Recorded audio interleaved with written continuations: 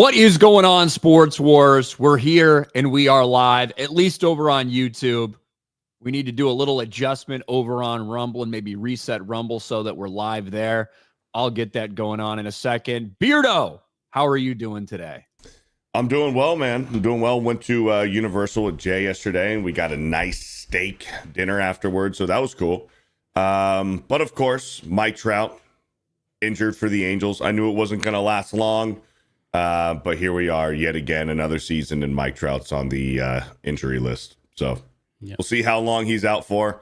It doesn't seem too serious, but there's another lingering injury down the road for Mike Trout somewhere this season, I'm sure. It was only a matter of time. Yep. Only a matter of time, unfortunately, for that man.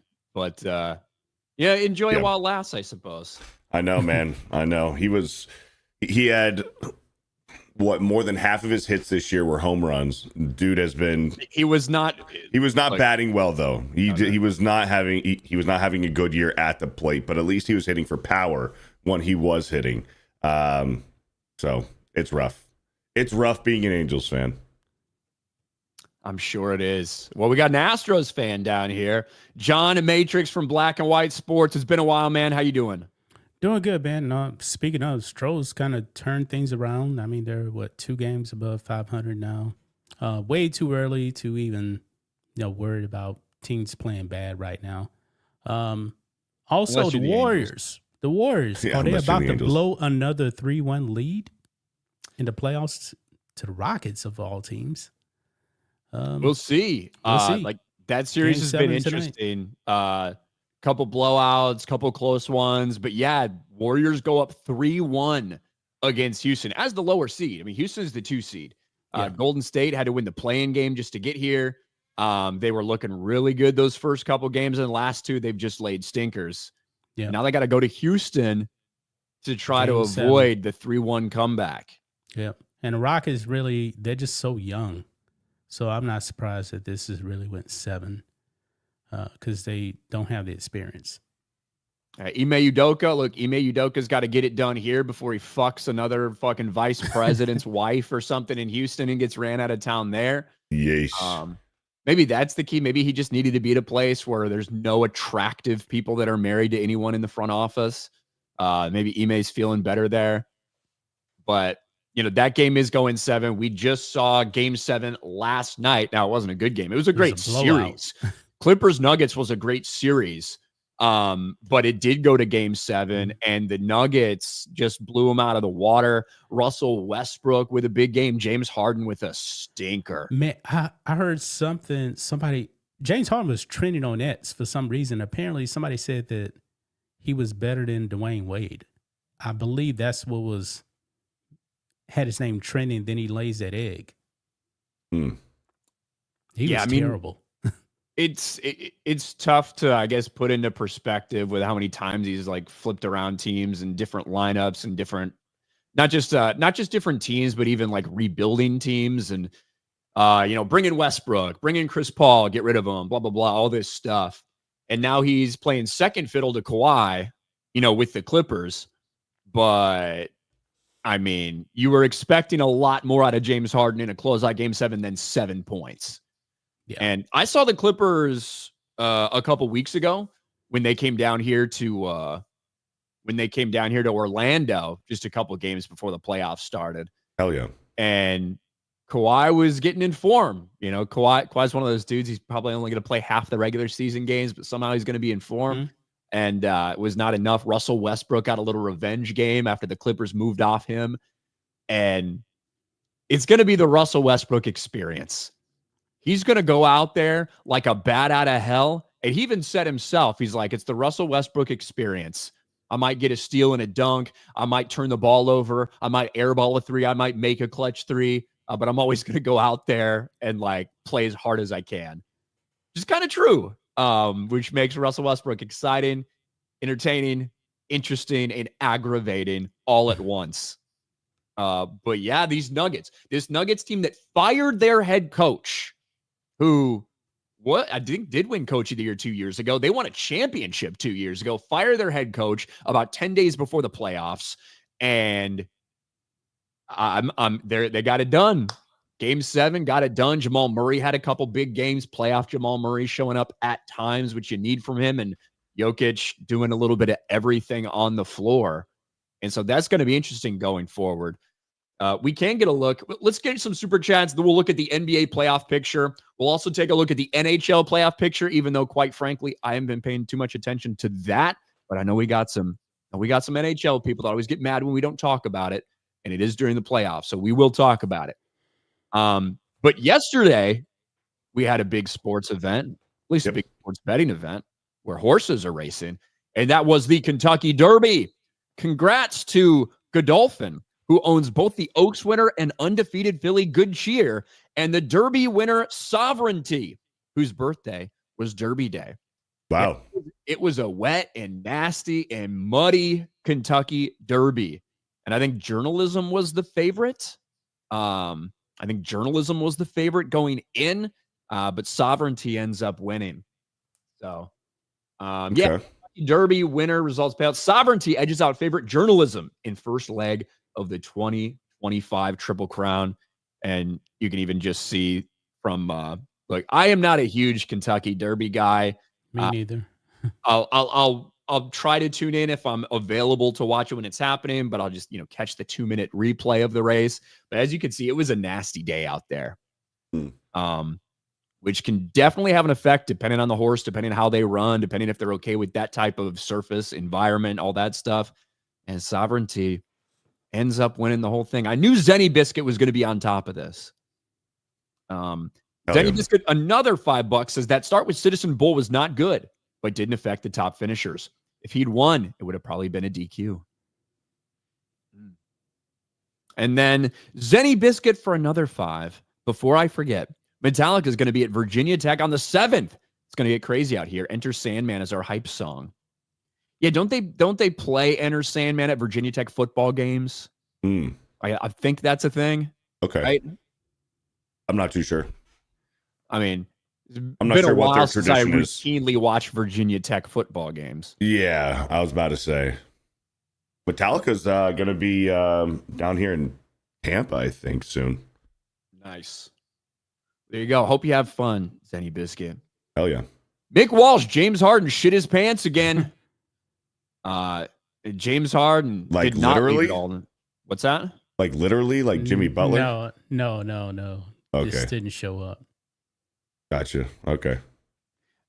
Dark Knight Rider for 2 is the horse racing. It's the horse racer super chatter's time to shine. It is Zenny Biscuit's time to shine. Kentucky Derby weekend. Hell yes.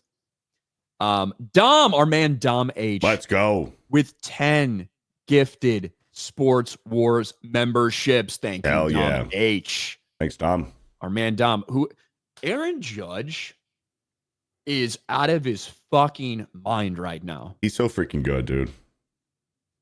I mean, the last couple seasons obviously have been pretty incredible in general for Aaron Judge. But when we look right now, Aaron Judge is batting .432 on the season. Yes. Wow. I saw that he's leading the Triple Crown right now. Like if the season ended today, he'd have the Triple Crown. Is that true? He is not the league leader in home run. Cal Raleigh is still league leader for home runs. So maybe it was just for that week. Like he had the Triple Crown that week, maybe. I saw some post about him like the Triple Crown so far this season. Maybe last week. It's certainly in the cards, in right? Play. Yeah. We would expect Aaron Rodgers to continue to be, or Aaron Judge to be consistent, with the same home run production we've seen. Are we going to see this pace keep up for Cal Raleigh? Like that's a question. But right now, Aaron Judge is batting .432. Wow. 11 home runs. He's not a guy that hits for a high average for his career either. He's like what a he hitter. I mean, his career. He's not like a 240, 250. No. I mean, but he's not like a 300 hitter for his career. That's what I was saying. I mean, when you look at these he's close. When you look at these last couple years, I mean, he hit 332 last year, 311 the year before. A little bit down average wise. He's 293. Okay. Mm-hmm. Yeah. Yeah, so, the last year was pretty good. Yeah, so he's not like a 240 just power guy, 250, 260. I mean, he does hit for average pretty well. But I mean, this year his fucking OPS is 1.3. Wow. On That's base crazy. percentage of 520. Yeah, Now, that's insane.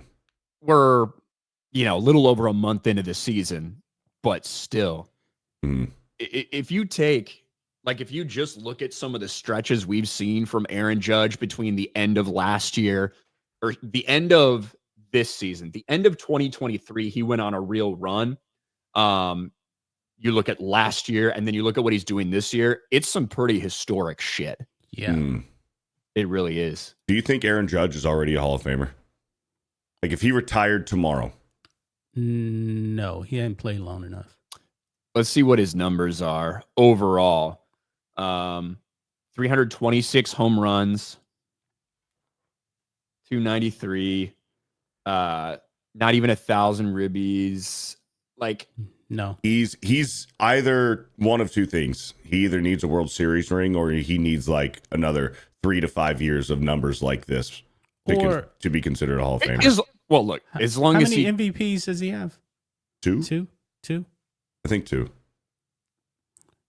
I mean, could you really have if a guy plays 9 years, what's the most amount of years anyone's ever played to make it into the Hall of Fame? I guess that's a good question too. Yeah, that is a good question to ask. The pitcher for the Dodgers, man, why is the name slipping my mind? All-time great though. Steve Sachs? No. Oral Hershiser?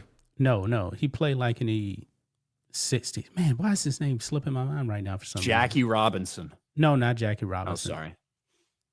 I don't know. Come on, John. Because, man, damn it. Sandy Koufax? Sandy Koufax. Yeah, that's what I was thinking of. Because he only played 7-8 years? I don't know. Is that all he played? Yeah, Koufax didn't play long. He only play I can look it up real quick. Austin Cruz says Sandy Koufax, and he played over 10 seasons. Sandy Koufax. He played. Yeah, I don't know. Yeah. He played 10 seasons, 1955 to 66. Yeah, I think Aaron Judge. He won 3 Cy Youngs though. Yeah, Aaron Judge is putting up insane numbers, and as long as he stays healthy for the next 2 or 3 years, Hall of Fame. That would be mine. Yeah, I think so too. I would say a championship would be nice to put up there too. Yeah, or another 2 years of what he's doing right now.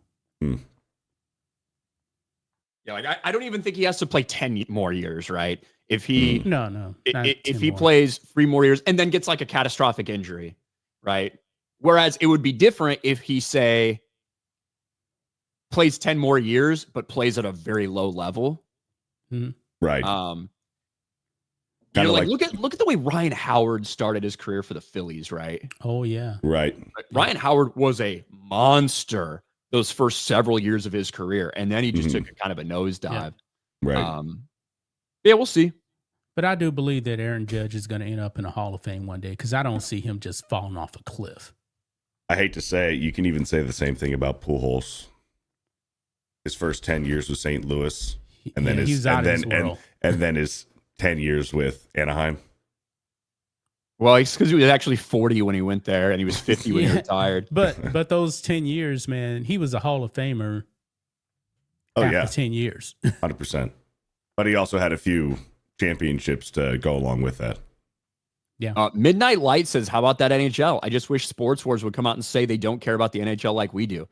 Guess what, Midnight Light? You must not have fucking ears. You must be a deaf person who's watching, because I say it all the fucking time that I really don't care all that much, and I really don't know all that much about it. I even said it on this stream fucking earlier. Yet with all that being said, I said, look, we're going to look at the playoff bracket because I know there's some people that really care about fucking hockey. That's what I said, Midnight Light. So if you're waiting for me to just come out and say it, I say it all the fucking time. So why don't you fucking listen every once in a while?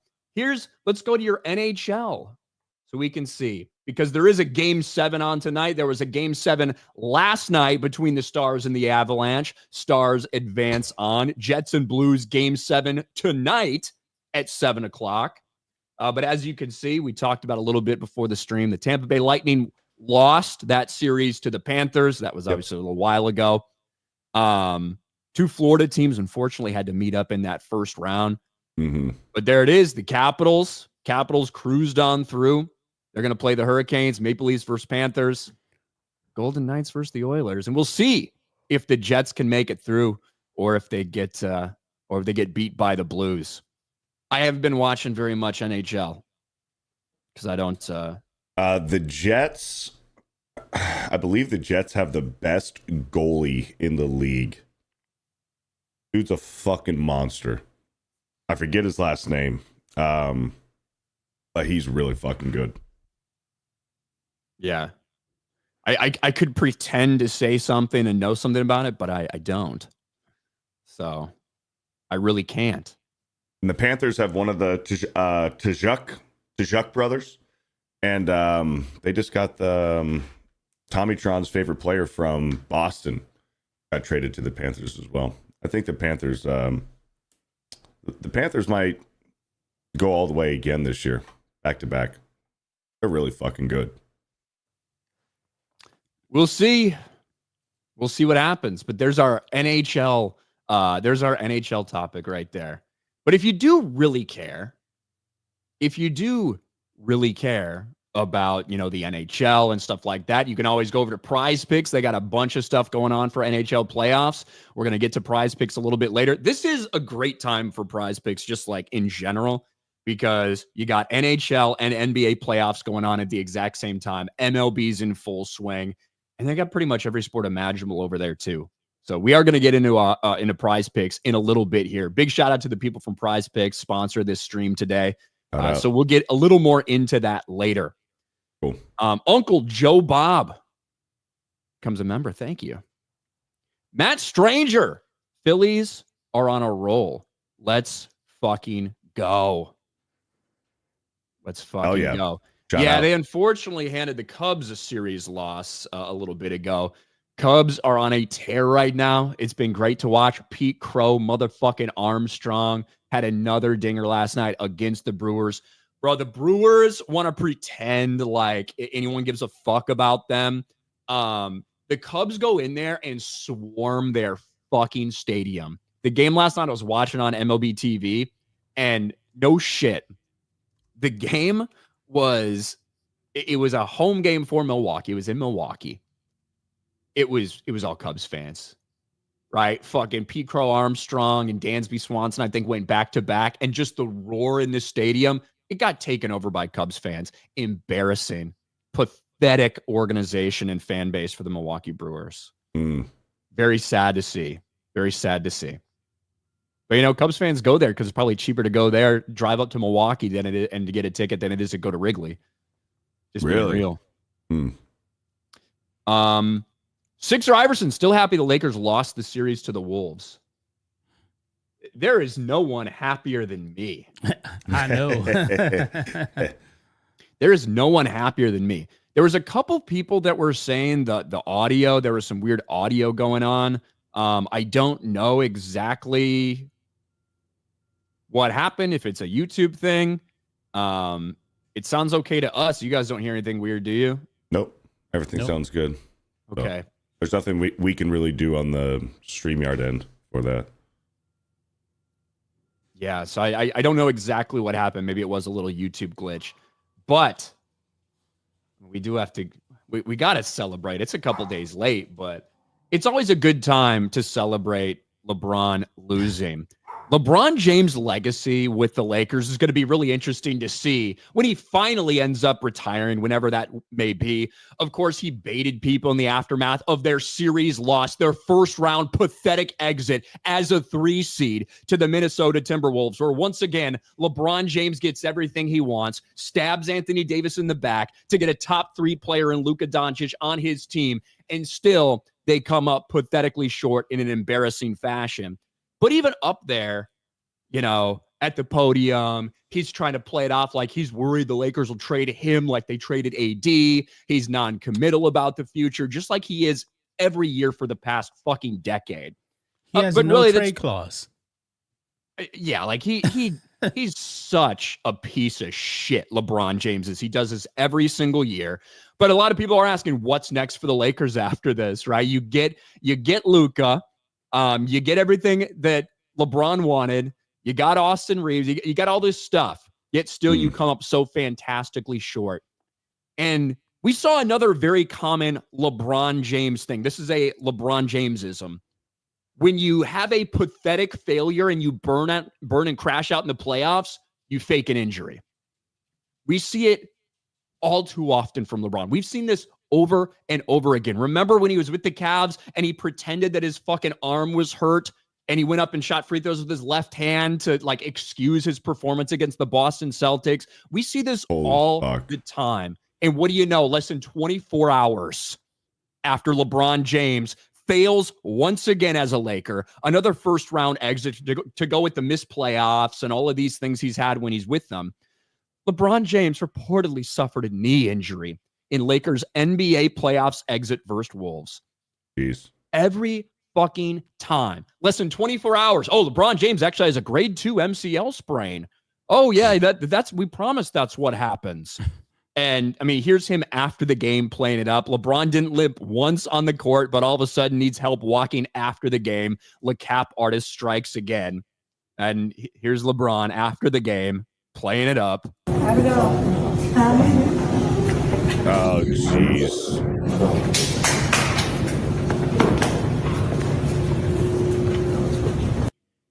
And the play, and Dave McMenamin reported this. This shit gets leaked by Rich Paul. It goes out. It's an excuse. We see it time after time. No one believes this dude. The same dude who lied about a hate crime in his house. The same dude who lies about reading books. The same dude who lies about what he did to Anthony Davis and all these other players he stabbed in the back. And it all happened on a flop. That's where this happened. This is in the game. Dante DiVincenzo, right? Dante DiVincenzo for the Minnesota Timberwolves, who's like 6'3", 6'4". LeBron runs into him. DiVincenzo somehow gets called on a foul, and LeBron goes down like he just got shot. Watch this. DiVincenzo for the third time on the collision with Dante DiVincenzo. It looks so much worse from this angle. This was a foul on DiVincenzo. Should not have been. Should not have been. Flop. It was LeBron baiting crazy. Flop. I mean, And look at it in the slow-mo speed. Vincenzo. Oh, God. It was LeBron baiting a flop to once again in this moment have an excuse for, oh, I'm injured. That's why this happened. On the first Constantly with look, this dude. it sounds like Kevin Harlan is trying to hold himself back from laughing. Well, because on the floor, he goes down. And the crazy thing is LeBron went down and it took 2 seconds for them to call a foul because nobody called a foul on the action. It wasn't until LeBron stayed down there like a fucking crying mess that they had to call the foul. It's embarrassing. And the idea that like 12 hours after this, you've already got this grade 2 MCL sprain diagnosis and just happens to get leaked to the press. This is what LeBron James does to cover for himself. And each and every year that goes by, LeBron James gets further away from Jordan. Like that's how this has gone. And because every continued entry to his career, when he gets all this help, when he gets all these guys, when he gets a guy like Luka Doncic and they still go out like this because they don't actually have a good team leader that can pull them together in this moment because LeBron has never been a great team leader. This is what happens. It's just sad and pathetic, man. I love to see it, though. I love to see the Lakers exiting early. I love to see LeBron James failing. Who knows what's going to happen? He's supposed to get paid like $50 million next year. I don't know. I'm saying, I saw a report where he's actually considering the Cavaliers. That's going to be a bad look if he actually pulls that off. Because the Cavs are actually good, right? They're really good. Yeah. Yep. Number 1 seed in the East. Number 1 seed in the East. I think that is to be expected with the way he handled the post-game presser. And this is what he's done every year for the past 10 years to hold the teams hostage, right? Is he's very non-committal about it publicly. to make people start talking. Rich Paul and all these guys leak out all this stuff. Maybe Cleveland, maybe this, maybe he wants to play until Bryce James is in the NBA. Like, could you imagine that if he forces the Lakers to draft Bronny James and then leaves? Right. And they're stuck paying him for the next, 2 years? Man. We'll see what happens, but always a good day to celebrate when LeBron James' season comes to an end. Jeez. Always a good time. At least in my mind. It's an annual tradition. It happens around the end of April every year. I'll tell you what. Lakers either miss the playoffs or get, blown out in the first round. I used to really like the NBA when I was a kid. I was a big Lakers fan. Kobe, Shaq, Paul Gasol, Ron Artest, like all those guys. I used to watch NBA religiously for the Lakers.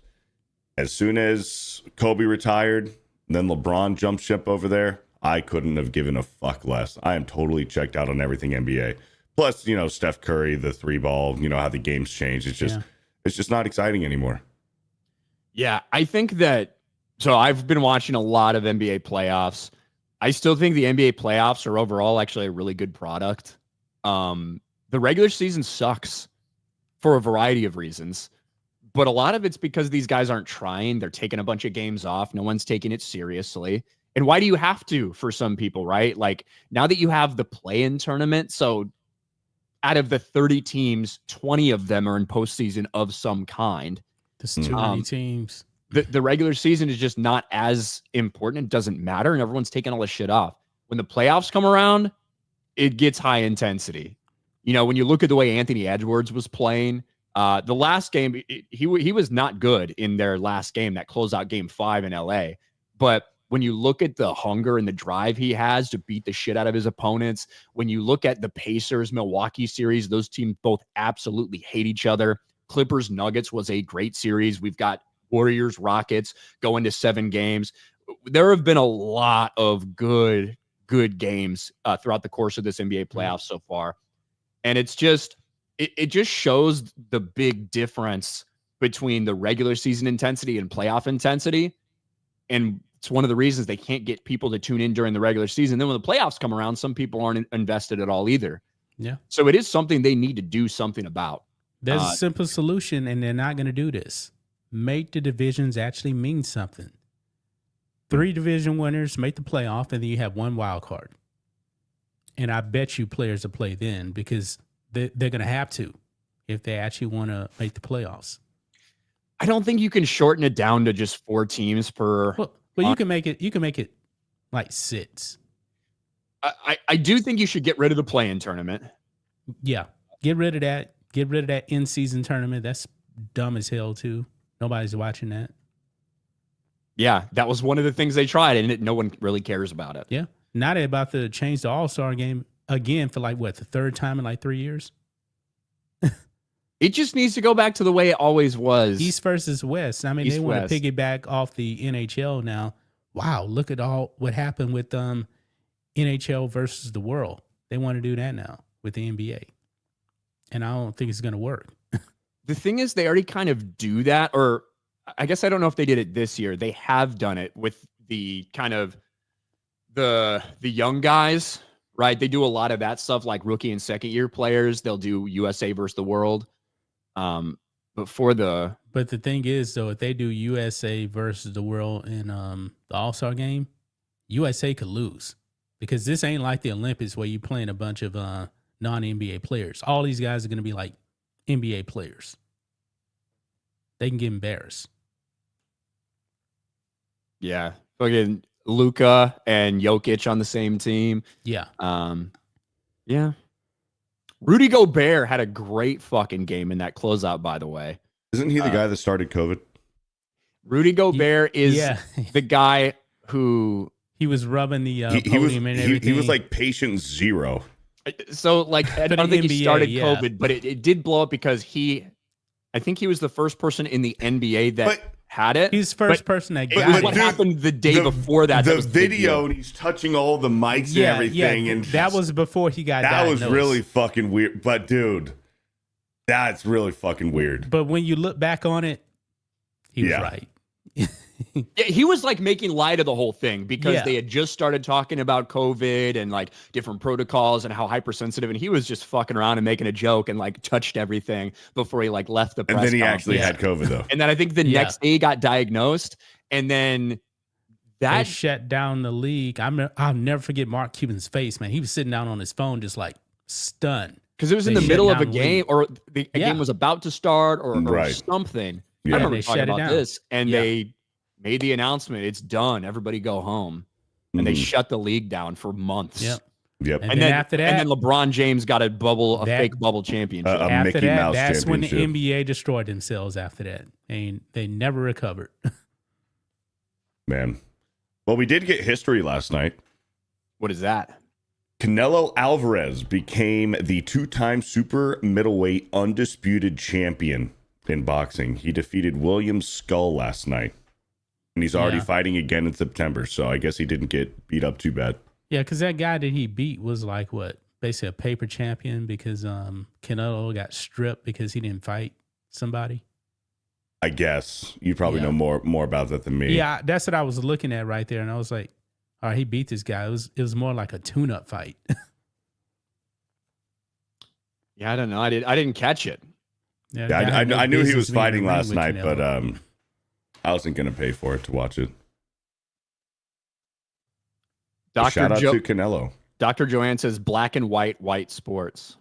What is this? Black and white. Right here. That's how we do it. Yep. But I did. Let's see if I can actually find where we are here. I know I've got it somewhere. Boom. Let's talk a little bit about Prize Picks, boys. Because big shout out to our friends over at Prize Picks for sponsoring the stream. We appreciate the hell out of them.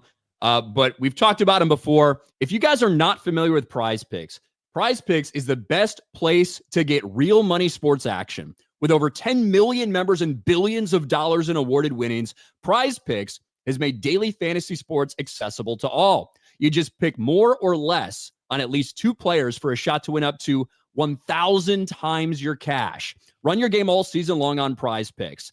So not only are we right now in the middle of NHL and NBA playoffs, so you got games going on basically every night, but we're also full swing for Major League Baseball as well. So if you are interested in daily fantasy sports, football season is big for a lot of people, but the amount of volume that you can see with some of these games for Major League Baseball and all this stuff going on, not to mention that it's the best place to get on esports action in more than 30 states, including California, Texas, and Georgia. When it comes to esports, Counter-Strike, League of Legends, Call of Duty, Valorant, and more.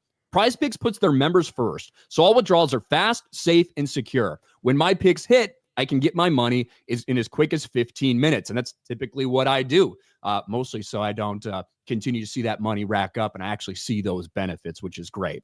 Sign up today, get $50 instantly when you play 5. You don't even need to win to receive the $50 bonus. It's guaranteed. The action's heating up in esports with major tournaments around the corner. Whether you're a fan of Counter-Strike, League of Legends, or Call of Duty, now's the time to cash in on your favorite players with Prize Picks.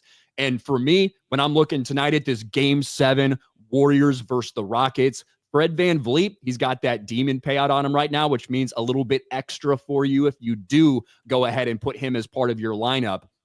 Look, Fred VanVleet has been going crazy in this series, so that's something to take a look at. Steph Curry, closeout game. Are we really going to see 27.5 points or less, or is he going to go off in typical Steph Curry fashion, even with that injury?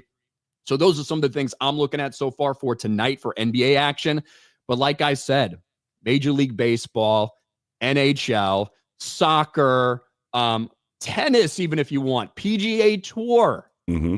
And of course, like we said, all of those different esports like League of Legends, Counter-Strike, Valorant. Because I know we got a lot of gamers in the chat. Mm-hmm. We got a lot of gamers in our chat as well. But like I said, download the app today. Use code GG to get $50 instantly after you play your first $5 lineup. Download the app today. Use code GG, $50 instantly after you play your first $5 lineup. Prize Picks, run your game. So big shout out to our friends from Prize Picks, daily fantasy sports. Yep. So they've been fun to work with. over the past several months, maybe almost a year over on this channel. So big shout out to those guys. Big shout out to those guys. Let's catch up with some of these super chats. Between the first round elimination and Shedeur Sanders falling to the bottom of the barrel, it was not a good week for woke sports. Ready to compare Shedeur Sanders to Bronny James, which is an insult to Bronny.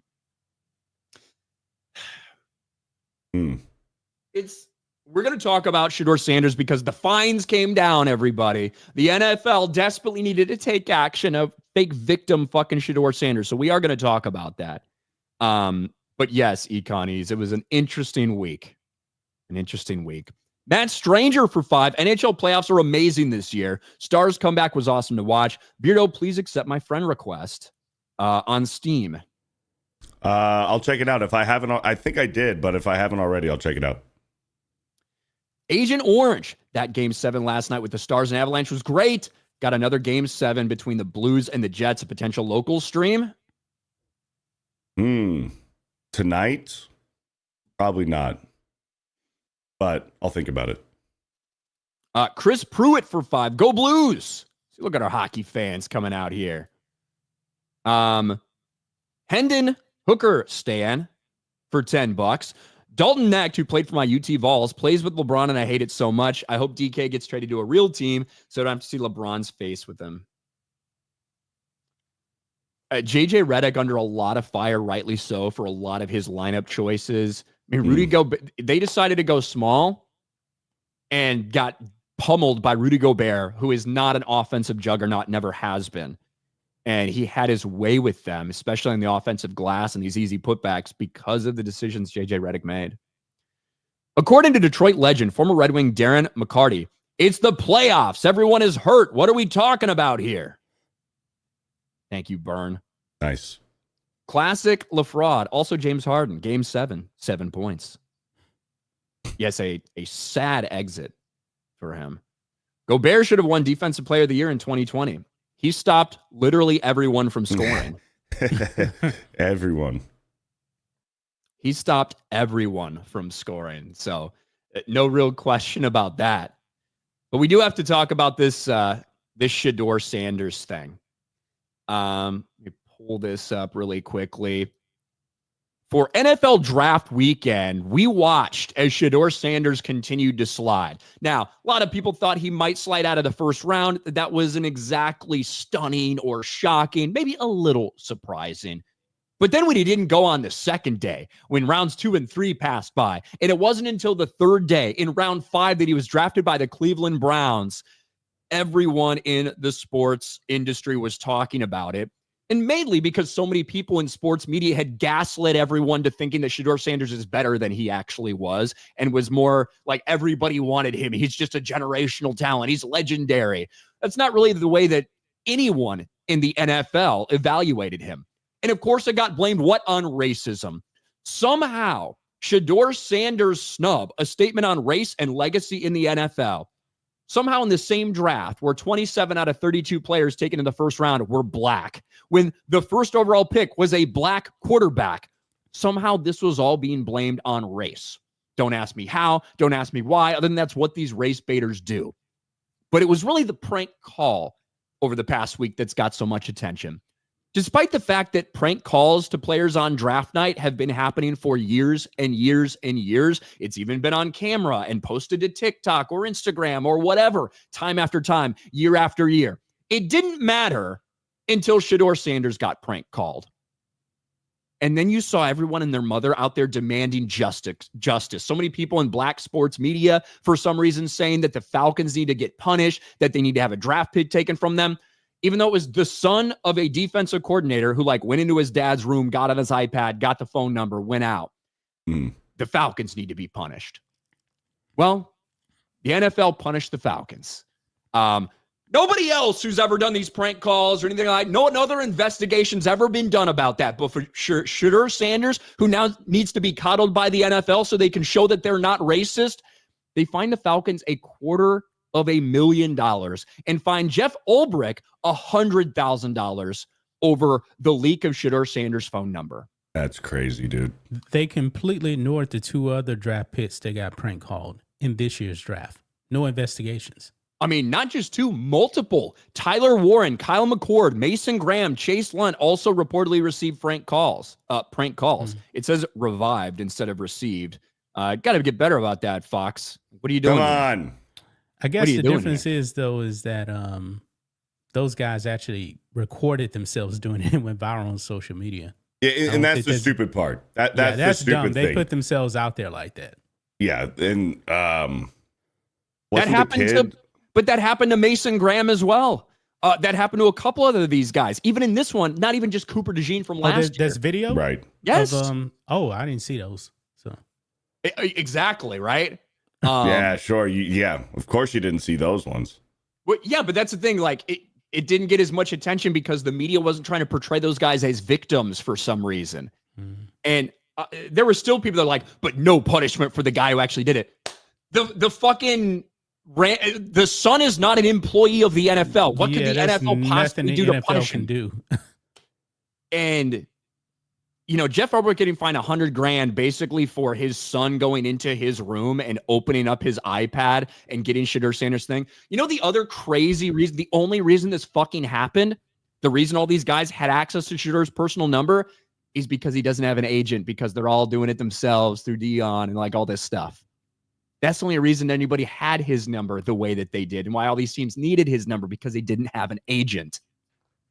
But I personally think that it's kind of ludicrous that we're here, that the Falcons get fined $250,000, that Jeff Ulbrich gets fined $100,000. And do I think that everyone should be getting prank called? No, I kind of think it's gay and stupid, right? And maybe the right one might be a little funny, haha, but at the end of the day, I'm not going to go out of my way to prank call somebody like on the fucking their best day of their lives, supposedly, and try to do that. I think it's kind of stupid and cheesy, and it's young, dumb morons doing it. But at the same time, it's a prank fucking call, bro. Yeah. It's a prank call. And we're fining teams hundreds of thousands of dollars for not even being complicit at all. Not encouraging it, not being like, oh, we're really going to leak this out here and embarrass Shedeur. That's not what fucking happened. Well, yes. So what are they fining him for? Just negligence? Yes, negligence and the confidential information that they were trusted with for Shedeur Sanders. Jeez Louise, dude. How freaking protected and coddled this kid already is. And he's the 5th best quarterback on the Browns out of 5. Yeah, I don't know. It'll cost the Falcons more than mere embarrassment. And Jeff Ulbrich, this is his first year there, right? Yep. Because he was the Jets interim coach after Rodgers got what's-his-face fired. Yeah. After Aaron Rodgers destroyed the Jets. Yeah. That's crazy. I just don't think that the punishment fits the crime when it was nothing. It's a nothing burger. A prank fucking call. Hey, is your refrigerator running? You better go catch it. That's the equivalent of what we saw here. I mean, how sensitive are we? And why does Shedeur Sanders need to be this protected? Well, I think we all know why. Because the NFL saw a racism narrative out there and they were scared to death. They fucking ran. They overreacted. And now this is it. Is there any way on anyone else? Just Shedeur. Is there any way that the Falcons could protest this? No, don't seem like they want to either. They accepted it. Because they put out a statement and they were like, yeah, glad the NFL came out and did it real fast or whatever. And that was it. I am kind of surprised, though, that maybe I missed this, but I didn't see anybody actually calling Jeff Ulbrich's son racist for doing this. I saw a handful of people that were like huge overreactions, like potential white supremacist Jax Ulbrich or whatever. But for the most part, we didn't see too much of it. It was more just like, this is a black victim and we need to stand up for him. You need to punish him. You can't let this go unchecked. Wild. What are we doing? Because I know in baseball, let's say like a player is supposed to get suspended for something that they don't agree with. In Major League Baseball, they can protest it and still play while it goes into further investigation. But that's a completely different sport.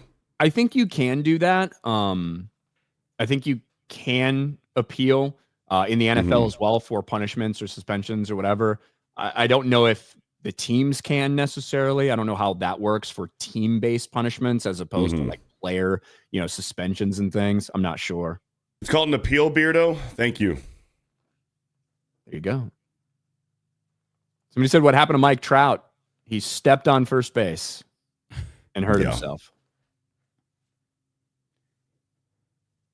That's pretty much it. The fine wasn't even about Shedeur. It was a data leak fine. The NFL fines players $10K for losing Playboys. The media is twisting it as usual. No, it 100% is about Shedeur. Playboys, playbooks? I'm assuming playbooks. Playbooks instead of Playboys, I assume. Yes, it's because this confidential material leaked out, right? That's the point of the fine. The reason this is even a thing, the reason they are getting fined is because it's Shedeur. 100,000%, that's why it happened. And because of the fake victimhood that was surrounding this entire thing. The pressure that the NFL was under by the media to do something because it was Shedeur. Like, that's why. Like, that is why this is happening. If it isn't, like I said, if it isn't Shedeur, nothing comes of this. There's no fine. There's no anything. It's because people were demanding them lose a draft pick, demanding Jeff Ulbrich get fired. Like, that's why the NFL took this action. Yeah, of course. In my opinion, at least. The Great White Hope, Cam Ward. Yes, notoriously racist NFL. It's like 72% black people. Yeah, 2 out of the 3 most popular quarterbacks in the league are both black. Look at all the highest paid quarterbacks. Like Deshaun Watson. Man, you're probably wishing the Cleveland Browns would have been a little more racist when they gave him that fucking deal. The Browns are probably regretting they didn't have more racism in their front office. It's just somebody to stand up and say, should we really give this dude that much fucking money guaranteed? Would it have been racist if the shoe was on the other foot and the Browns ran Deshaun Watson out of town for Baker Mayfield? Bro, Baker, what a hell of a fucking timeline for Baker Mayfield in the aftermath of that. Going to Carolina, then going to LA, then landed in Tampa after Brady leaves and putting up the best year of his career basically last year. Two of the best years of his career. Complete career revival for Baker Mayfield, man. And he's playing lights out down there in Tampa, man. I've always been a Baker fan. Going back to Oklahoma, there's just something about just the way he plays, the chip on his shoulder. Even though he doesn't need to have a chip on his shoulder, he plays with one anyway. I just love the way the guy plays. Baker is the type of guy who, if he's on your team, you're gonna fucking love him, dude. Oh yeah. But if he's your opponent, you want him to get fucking murdered on the field. Sure. Like you want to see somebody destroy his spine, like because just the way he'll like go up and bump somebody and get tackled for like a 2-yard gain, and he'll immediately hop up, start talking shit. Oh and yeah. You're like, man, I wish someone would put that motherfucker in his place if he's playing your team. Right. Sure. One of those guys. Well, how do you feel about your Texans this year, John? My Texans? Your Texans. I mean, aren't you going to switch over? Haven't you given up on the Cowboys yet? Nah. Lifelong Cowboys fan, man. Well, how do you feel about the Cowboys?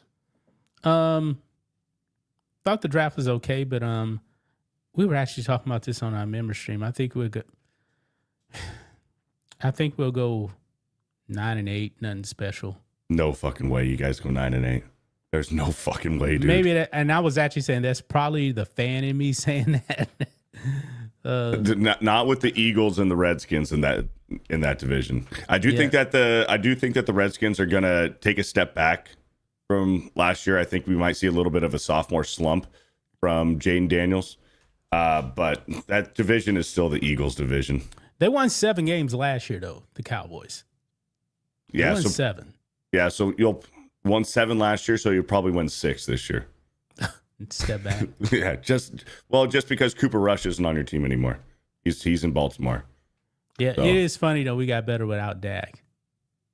Yeah, you guys got rid of the best quarterback on your roster. You let him walk out the door. The two best quarterbacks on your roster, you guys let walk.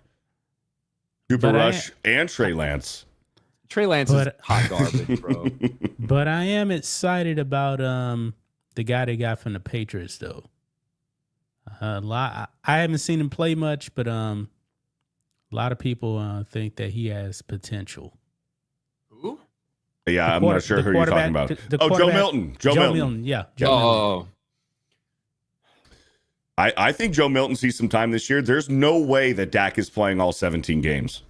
No shot. Dak ain't playing all 17. He's injury prone. Yeah. But usually it's like every other year. Now, he just got injured last year, so chances are he may end up playing all this season. I don't know.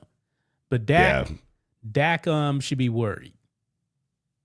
How much is he getting paid? $60 million a year? $60 million. He should be worried, though. Fuck. Yeah, bro. Oh, fuck. And this is the first year of that contract, too. Yeah. And you guys let Zeke walk again. But where's Zeke at? Is he still a free agent? Zeke is like let Zeke waddle. Zeke is irrelevant, Zeke man. waddle. Yeah. Fucking Ezekiel Elliott. I fucking hated that first for his rookie contract that he was there. Fucking hated how much attention that fuck was getting. Oh yeah. Stupid fucking feed me. He took that too literally. Yeah. Right. Yeah. Blew up like Eddie Lacy. Man, Zeke peaked after year one. And every year after that, he got a little worse. And him and Dak. Dak actually got better. But that line was fucking. I mean, that was like that was very reminiscent of like your '90s Cowboys that just had a fucking tank of an offensive line. Yeah, right. That Emmitt Smith was able to run behind, and that's how it was built. You had those incredible offensive linemen. A lot of them going to go on to be Hall of Famers. For those two younger guys to work behind. It was a perfect combination. Yeah, because remember, Tony Romo was running for his life when he was the quarterback of the Cowboys. Mm-hmm. I loved it. Nick Walsh, Tupac Shedeur, came across as a spoilt, entitled kid. Spoilt. I think so. Dark Knight Rider for 2. Better NBA first round. Best of 5 or 7 games. I missed the old best of 5. I think I think best of 7 is better in terms of making sure the best team actually gets out more often than not. Whereas best of 5, man, a couple things go wrong, you're fucking done. Yeah, you know what I mean? Mm-hmm. It can be very exciting.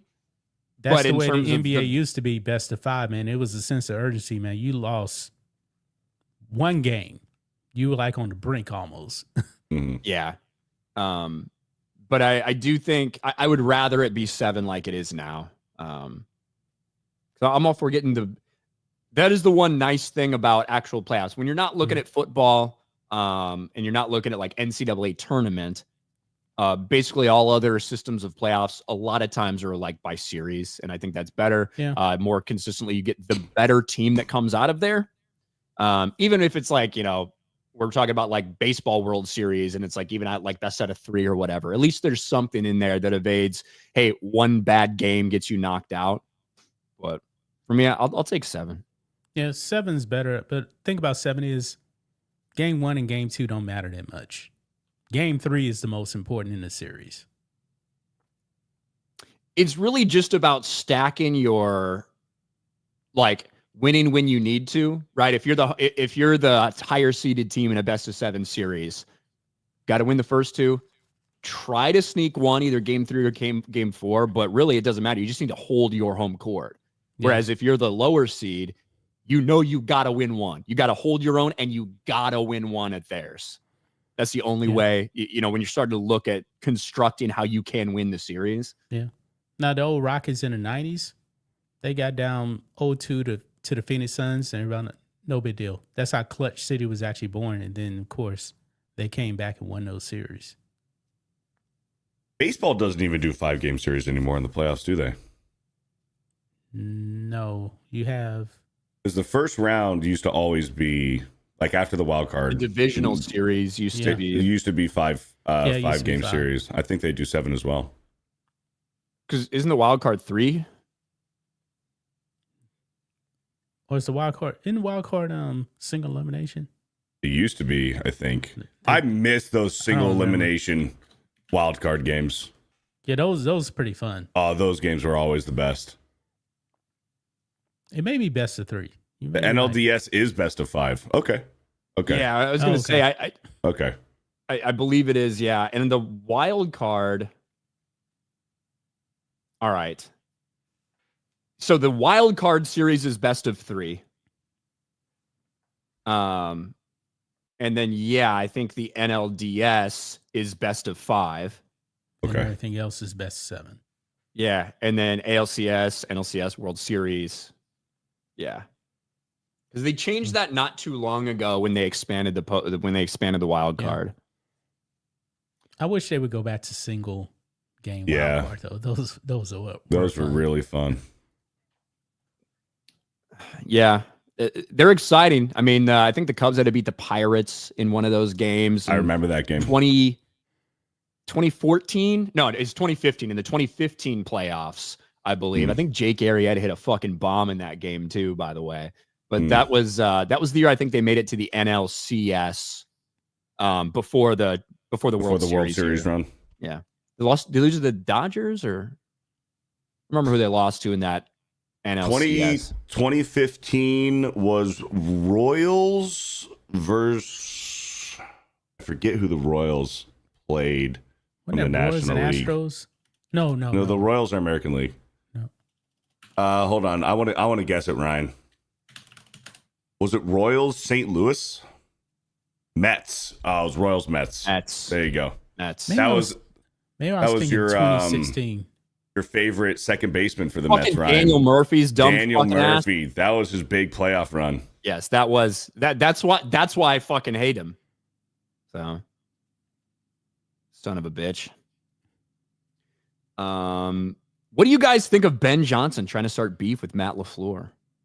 I saw something that Matt LaFleur was on Bussin' with the Boys, and they asked him, like, so what's going on with Ben Johnson? And Matt LaFleur pretty much had nothing to say. He's like, listen, I don't really talk to the guy, so I don't know. But then it played a clip of Ben Johnson saying, I wanted to stay in the NFC North because I like beating Matt LaFleur twice a year. Yeah. And he said that at his introductory press conference. Yeah, for the Bears. So I don't know. I think people are reading into it. I don't know if Matt LaFleur even knows what. Sure, 100%. That's what it is. Matt LaFleur, when he was on there responding, I don't know if it was Bussin' with the Boys or Pat McAfee or whatever, but it was something. And they asked him about Ben Johnson. They do know each Bussin' with the Boys, right? They do know each other. And he's like, look, he's out there. Nobody loves to hear himself talk more than Ben Johnson does. So he's out there talking, and it's fine. It's all in good fun. Blah blah blah. I think that's what he said. Yeah. So 100% it's just gamesmanship. Look, fuck the Packers, right? We just saw an entire staged event where, Packers fans or Packers players use the opportunity to tell the Bears to go fuck themselves, as they should, because it's a rivalry. So Ben Johnson trying to get some fire. And look, the Bears, as bad as they fucking were last year, as awful as they were with some of their fucking coaches and all the problems they had, they went into fucking Lambeau and they beat the Packers in that last game of the season. Mm-hmm. And that was the last taste that the Packers had in the regular season. Obviously, and the last taste the Bears had of last season was beating their rival Green Bay Packers. I'm excited about Ben Johnson, man. I'm excited about Ben Johnson. Oh, yeah. So hopefully we can get back to beating the Packers on a more regular basis, or at least split games with them. My God. Butter Biscuit for $1. Barely watch basketball anymore, but go Celtics anyway, because I still bleed green. Celtics and Knicks, that's going to be the series coming up next for them. You got Cavs versus Pacers. Pacers coming off the victory against the Bucks. Damian Lillard blowing out his Achilles, which is unfortunate. Unfortunate for Dame. We got another NBA story actually that I'd almost forgot about. Gregg Popovich. Oh yeah, let's pop this up there. No, is he retiring? No pun intended right now. But Kind of, yeah. Gregg Popovich, it's unfortunate that the last few years when we've seen Gregg Popovich and heard stories about Gregg Popovich as the Spurs have kind of been in a rebuilding mode, Wembanyama, all this stuff. It's unfortunate that typically the headlines we see about Gregg Popovich are all politically charged and politically related, usually with him using every opportunity to talk about Donald Trump or go on an insane TDS rant. But the truth is, for the past several decades, Gregg Popovich has been a mainstay in the NBA as the San Antonio Spurs head coach, the longest tenured head coach in the league. No longer. Plagued with health issues this year, had a stroke in November, I believe collapsed or passed out just a few weeks ago in a restaurant as well, as he was kind of recovering and stepped down from the head coaching duties temporarily. That is now permanent. Gregg Popovich is stepping down as the head coach of the San Antonio Spurs. Legendary San Antonio Spurs head coach Gregg Popovich is stepping away from head coaching duties amid his ongoing health issues resulting from a stroke last year. Popovich will now become the full-time team president. Okay. The NBA's all-time winningest coach, and led the Spurs to 5 championships. So taking away the nonsensical political stuff that he's waded into over the last few years that has soured a lot of people's view of him.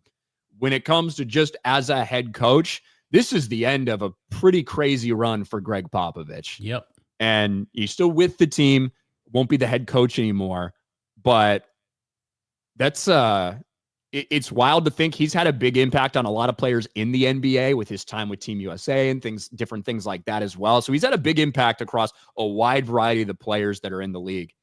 And, it's done. It's all over for him. Yeah. Wow. And it honestly, him being the president is probably more of a ceremonial role. I mean, this guy's health is not very good. I mean, what else is he really going to do? At this point, as soon as he had that stroke, I figured he was probably not going to coach again. He's 76, and he just passed out a couple of weeks ago. It seems like him being president is more of a ceremonial role. Kind of like when Bruce Arians stepped down as a coach for the Bucks and got a front office job with the Bucks instead. Yeah. Yeah. And I do think, look, he has been a mainstay there. I mean, he's been there forever and obviously had a lot of success at times. And I don't know. You're right, John. I don't know how active he's necessarily going to be as team president. Maybe have a little influence here, a little influence there. They'll go to him, ask him questions. But yeah, this is really it. And it's kind of a sad way to go out, having a stroke. Instead of kind of going out on your own terms, having a stroke that makes you physically unfit to be able to continue to do it. Kind of wait out the year and then just say, throw in the towel. But that's it. Gregg Popovich done with the San Antonio Spurs, at least as a head coach. And it's sad that so much of the conversation around him has evolved around his insane takes at times and his desire to push so heavy into political aspects every time he's at the podium. It's sad that that's the last way he goes out because the teams aren't very good.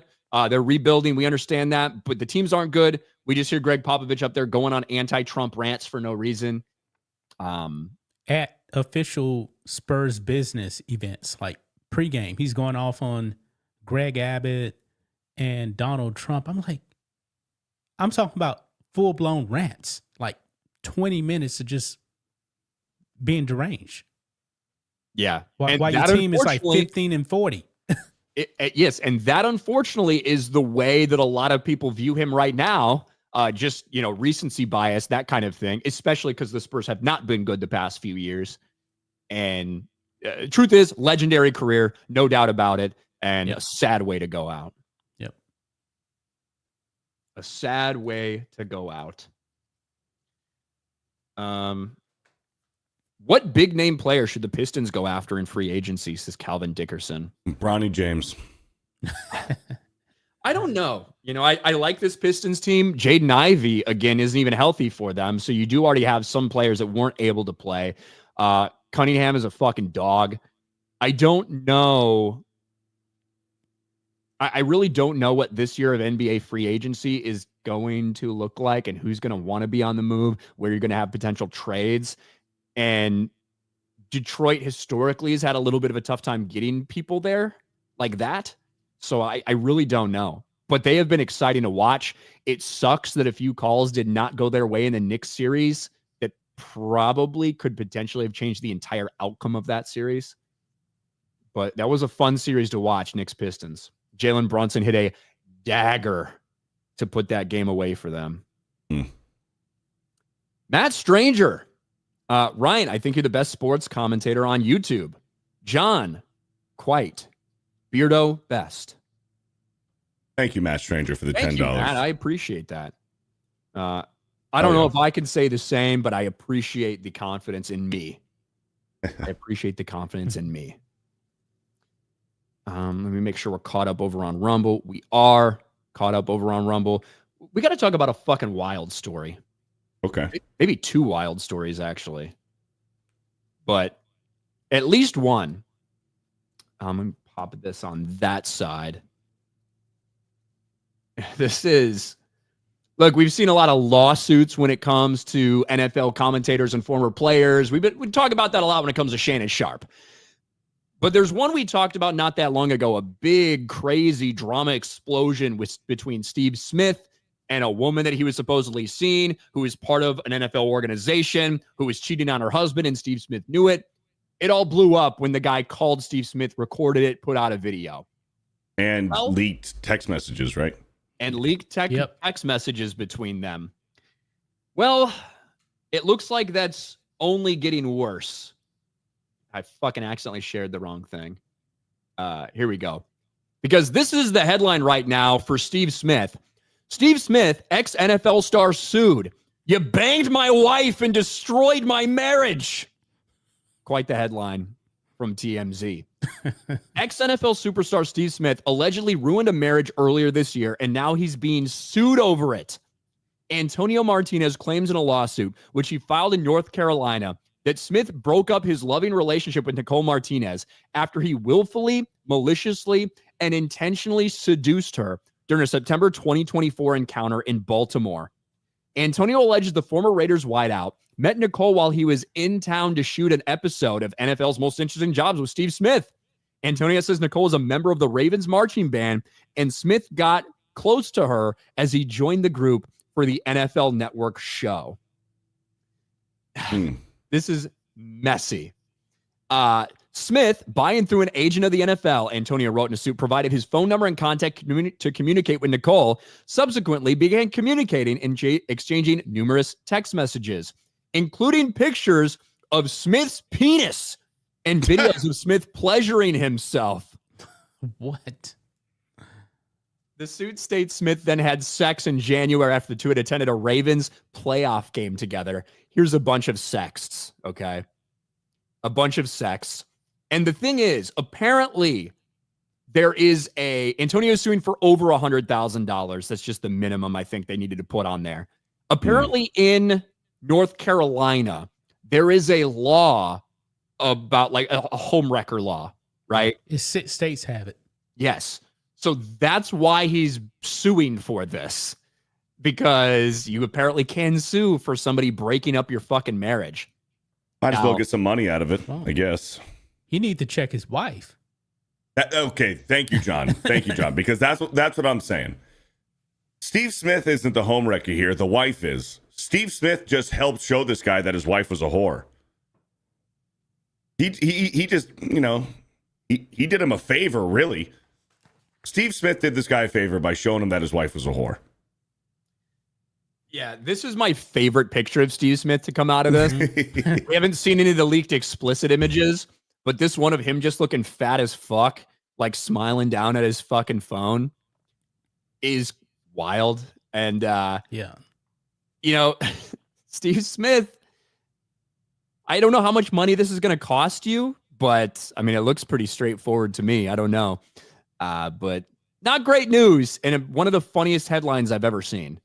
You banged my wife and destroyed my marriage. Oh, my goodness. Absolutely nuts. Did you guys see the John Elway story? Yeah, I heard about that. No. So John Elway was driving a golf cart after some party, and his longtime friend and agent was on the back. He fell off, hit his head on the concrete, and died. Holy fuck. Yeah. Yeah. Well, actually, I've got a TMZ article for that pulled up too.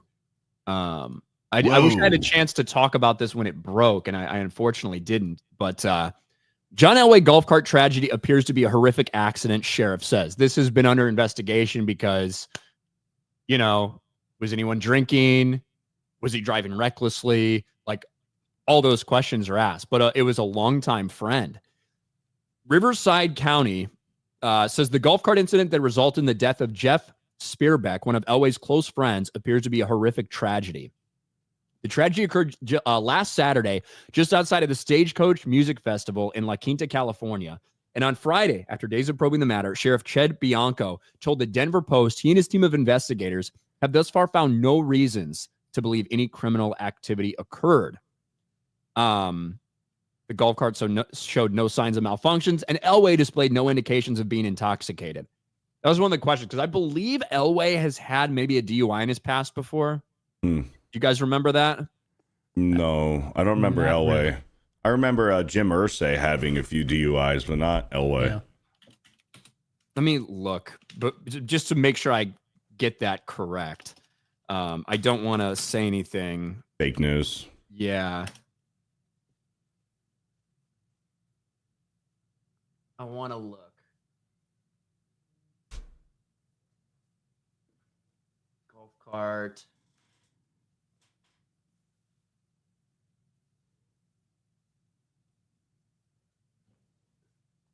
That's not oh yeah, Elway. So this is back from when he was at fucking Stanford. Elway cleared of a DWI charge. This is when he was in college. Okay.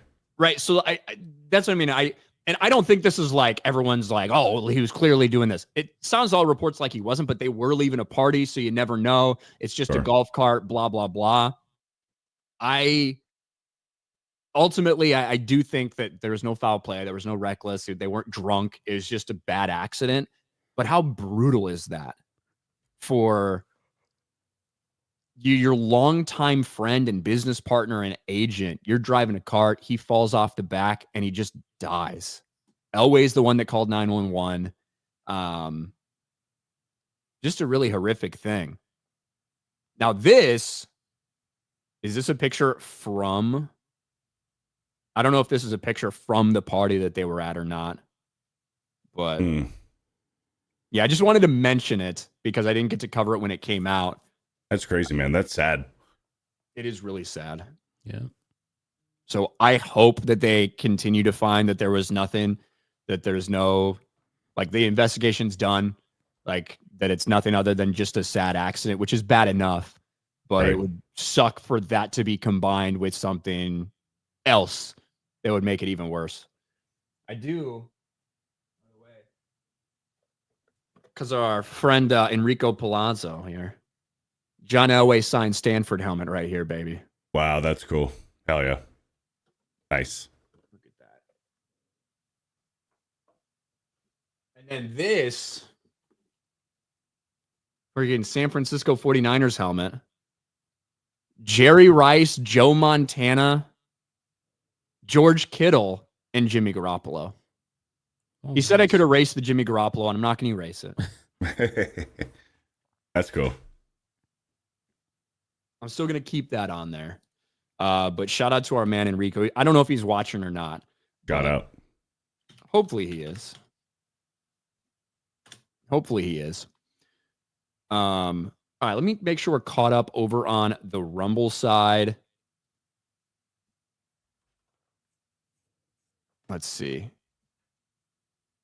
think we're caught up there. Shout out to the people watching us over on Rumble.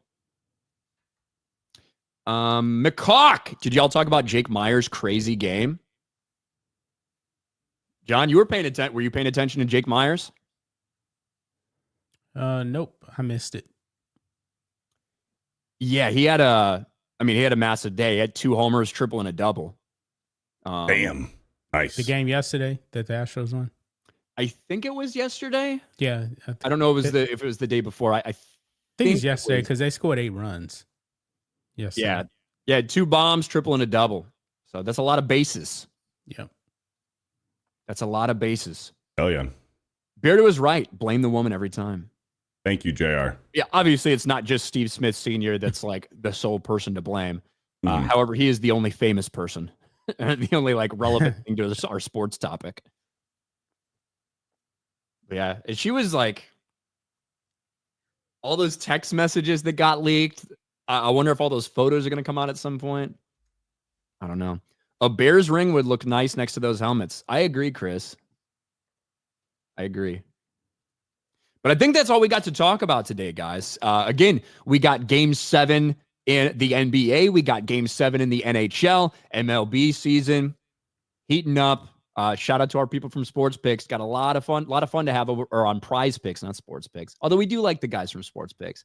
Prize Picks. Shout out to our friends at Prize Picks. A lot of options out there right now. Yep. So go check it out. Beardo, what do you got going on, man? Nothing much. I'll be doing a gaming stream live over on my channel later today. So that's about it. There you go. John, what do you guys got going on at Black and White Sports? Not much. Same old thing. We started football channel, so we have Black and White Sports football. So go ahead and subscribe to that. Already monetized, like in about 3 weeks. Oh yeah, man. Nice. Hell yeah. Wu-Tang Dan. What's good, fellas? The annual cheese rolling race is this month down the road from me in the UK. Any of you seen it before? Would you ever give it a go? I have seen that thing before. That race is crazy. Yeah, I'd probably fucking blow up my ACL, man. Oh, dude, I am hyperextending both of my knees and just completely blasting both of my knees. Yeah. I'll watch everybody else do it though. Yeah. That I'll watch shit's crazy. everybody else do it. All right, and that is going to be it for us. Thank you guys for hanging out and supporting over here as always. We'll see you next week. Bye, everybody. Later.